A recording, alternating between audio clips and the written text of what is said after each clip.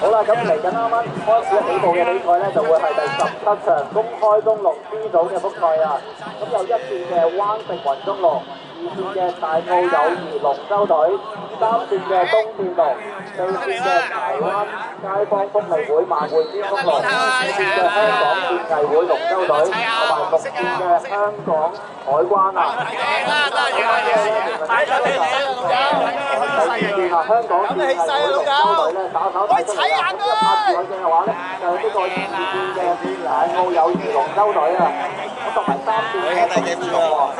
咁但係咧，一線嘅灣城雲中龍都唔差喎。睇到尾啦！呢支嘅龍舟隊都好快啊。係啦，咁而家再睇嘅話咧，就有呢個嘅二線啦，大澳友誼龍舟隊啊，咁同埋一線嘅灣城雲中龍都係稍稍打咗出嚟嘅。